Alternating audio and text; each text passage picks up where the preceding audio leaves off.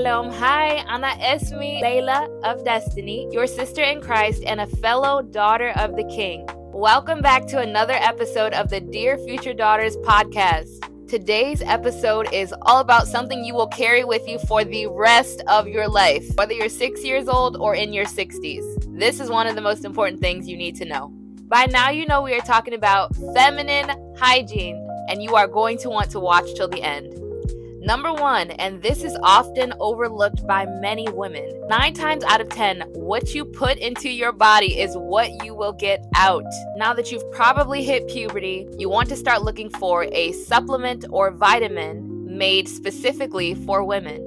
This will ensure your pH balance is where it should be and help to prevent against UTIs and the like, as well as improving some period symptoms. Now, with some sort of daily vitamin or supplement, you are going to want to be drinking a lot of water throughout the day. I personally opt for a purified water, but I say use the best water you have and pray over it. You're going to want to avoid as much artificial, pre-packaged food as possible and opt for whole foods that come from the ground, fruits and vegetables. FYI, make sure you wash them thoroughly. And don't be afraid of the organic, grass-fed meats. Most of my diet is probably protein. Assuming this is your first time, if you head to the ladies' room, all of a sudden, when you go to wipe, you start seeing red, don't freak out.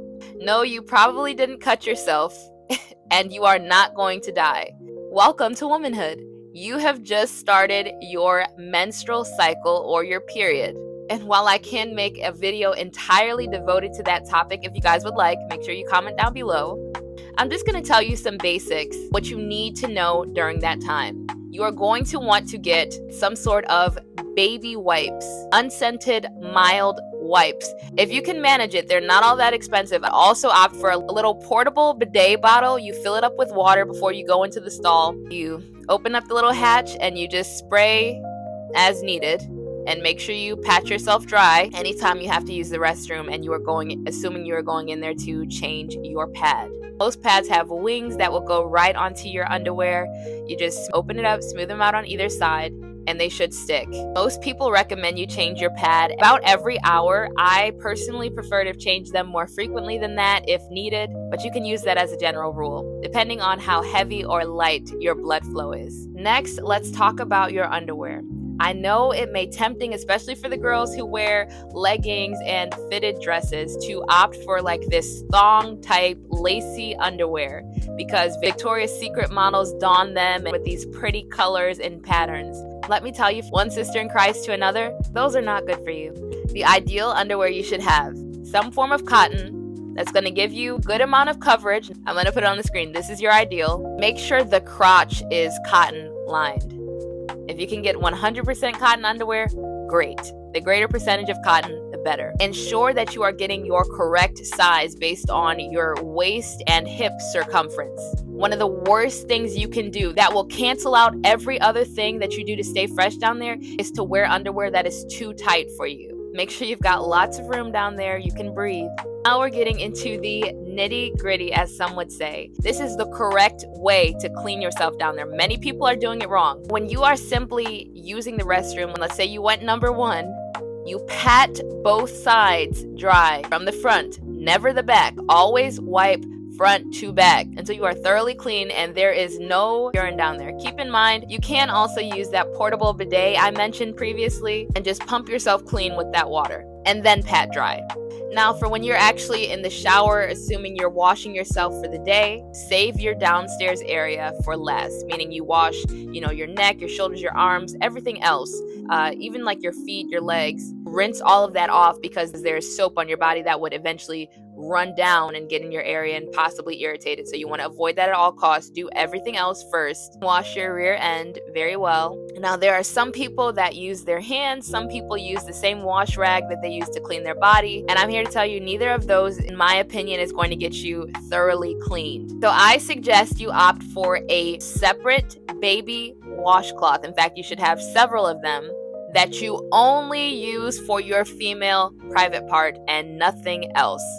I would even go as far as to say you don't even put them in the washing machine with anything other than maybe your underwear. underwear. You should always wash your underwear separately, especially if you're extra sensitive, and these feminine wash rags can actually go in with your underwear in a laundry cycle. And be sure to use a gentle soap in your washing machine with no scent. Also, opt for underwear that is fairly light colored or plain white when you can manage it. Obviously, when you are on your monthly cycle, you might want to opt for a darker colored underwear, especially when it comes to the possibility of staining. When you are washing your female private part with this baby wash rag, wet this baby washcloth, use a gentle unscented cleanser. I can only think of two that I've had no issues with in my many years of trial and error. Those will also be linked in the description. You put like a dime size amount of cleanser, you lather it in this washcloth, and then you clean the outside. Don't spread your legs, open it inside. You clean both sides of the outside, not inside. I would count out 30 seconds to a minute total. Be firm, but not too hard. What you're going to do is rinse out that rag until all the soap is run out of it. Then you're going to want to spread open your legs. Lightly wipe the insides with no soap at all.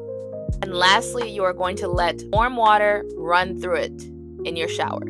This next step will make or break your routine. You cannot forget about this. There are many women who would experience an odor before they got into the shower. Soon after, it would come back and they didn't understand why, because they followed all the steps and they cleaned themselves. They forgot this crucial step, and that is to grab like a paper towel and you pat that area dry again. What happens is you come out of the shower and there's still water sitting there. Remember, you just rinsed off thoroughly. If that water is trapped in a tight space, it begins to produce an odor. It's like if you go swimming and you keep your bathing suit and your towel, your wet bathing suit and towel in a plastic bag over an amount of time, then it starts to develop an odor. Thoroughly pat that area dry. Make sure that you are changing your underwear at least every single day. Under no circumstance should you wear the same underwear 2 days in a row. In the middle of the day, if you, let's say you sweat out one pair, or at the gym, or you feel a little extra moisture, you are going to want to change your underwear at least once a day. If you find you want to freshen up down there in the middle of the day, let's say it's hot and it's summer, but you don't want to take a full shower, you can do what's called washing up, or taking what some call a bird bath, where you like run your sink water. You grab that same little baby washcloth you were using. You repeat the same steps to wash, and making sure that you rinse out thoroughly and pat yourself dry. And you put on a fresh pair of underwear. Keep in mind, you should change this washcloth at least once a week. Some people like to change it more frequently than that, or every few days. But absolutely do not go more than 1 week using the same wash rag. Here's a bonus.